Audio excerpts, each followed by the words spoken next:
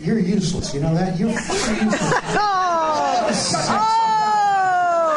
I could be stopped by a cop, and the cop would say you were doing 120, and I would say I was doing 20. Tell him, honey, you were doing 120. She got her own father arrested and ratted him out. Her father was a Hungarian named Tibor Toth. Great guy, but a villain. Great villain.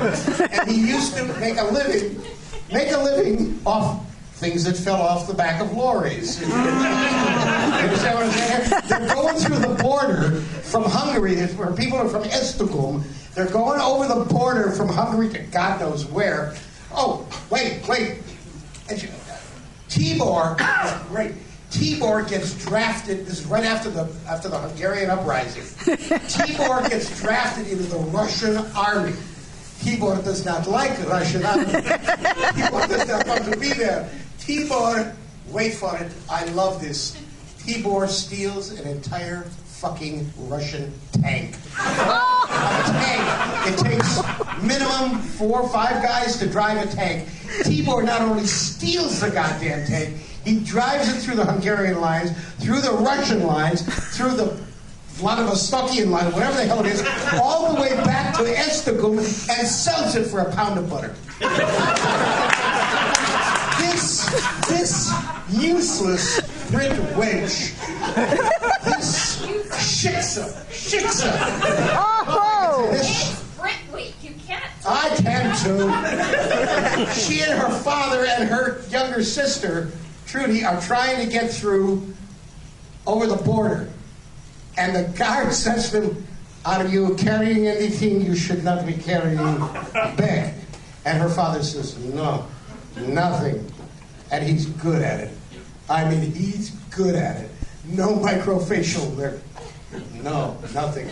She says, Daddy, what about all the salamis in the trunk?" He's got 50 or 60 salamis. She can't take over the border. They take her father away. So when I ask her to help me with a shtick, you'd think I've been feeding the bitch for 23 years. Oh! You can take him away if you want.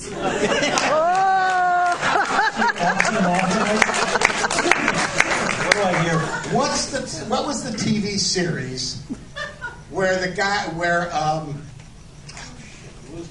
goes back in time and he becomes somebody else? Quantum Leap. And what was the name of the second lead? Dean Stockwell. At the Four Oaks Cafe, I lived up the street in a treehouse. At the end of it was Bushrod Lane. But what the hell is the name of the street that goes up to it? You take a left at the fork.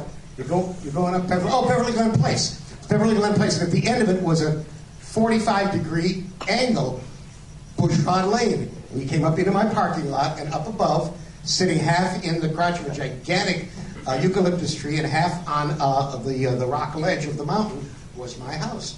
It was a little 2-room house with a kitchen and a bath, and it had been the honeymoon cottage of wonderful people who became the real estate agents in Beverly Glen, and their agency is still there. Anyhow, I go down. I just go down the Four Oaks every day, and I don't drink, and I've never drunk. And if you could beat the pinball machine, they would give you a 6-pack of beer.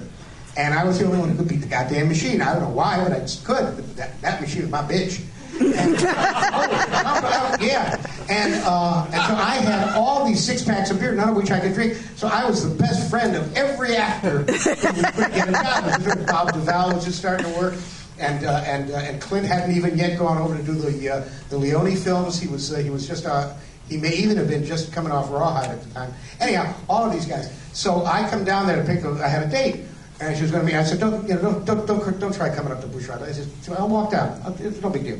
And I walk down, and she's there, and here's Dean Stockwell making that move. Come here. Are you a short woman? Yeah, come here, short woman. Let me show you. This is a move every woman knows. No. You know this one? Talking to her. He is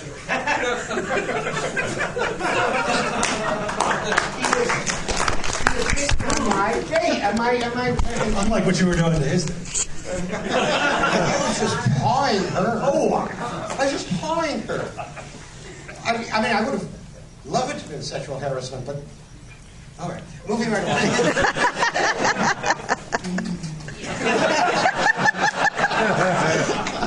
Want to see her laugh? Watch this. Want to see a goldfish? Yeah, I want to see goldfish.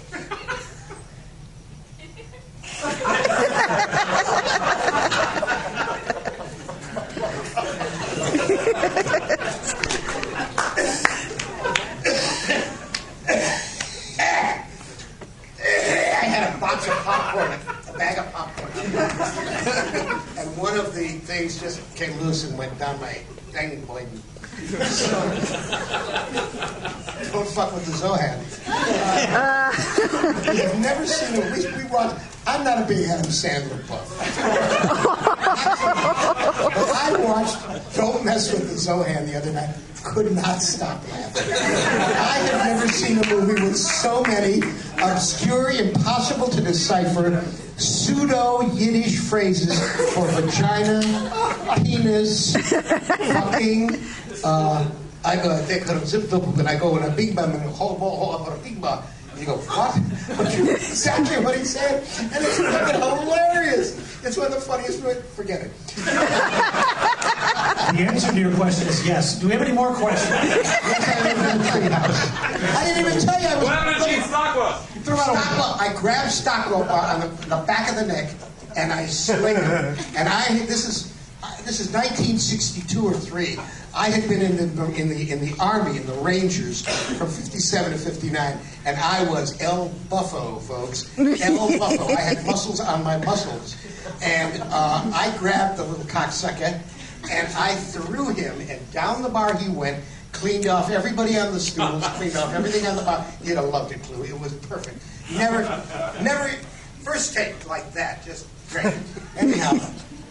Was it something I said? Okay, that's that story. I've answered the question, did I live in a treehouse? Yes, I lived in a treehouse for 4 years until I met my third wife, to whom I was married for 45 days. I thought I was her second husband. Turned out I was her 7th in 2 years. Ooh. You can now see her Hosanna-ing and Jesus-ing from, regularly. She married Dean Stockwell, the actor. No, Dean Jones. Dean Jones. Dean Jones. She married Dean Jones and does a big thing on the 700 Club all the time. Her name was Lori, L-O-R-Y. The best part of it was, though we were only married for 45 days, when we went to court, the judge down here in downtown L.A., the judge said, Mrs. Ellison, or ex-Mrs. Ellison, says, I see you're asking for the car, the house, which she had picked out. And that was one of her parts of her game, but she got the house. And half of Mr. Ellison's worldly goods, including his copyrights on all my work, from years before I had even met her. He said, I see you've been married 45 days. I'm going to give you, so help me God. May I be struck dead by a bolt of lightning right here on the spot if I'm making one word. It's a quote, the judge. I see you're asking for all this. I'm going to give you a full and final settlement of $450. That's $10 a night.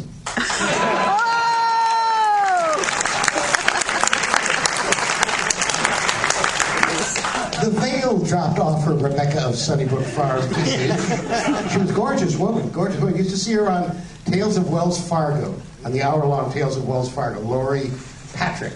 Lori Patrick was her stage name.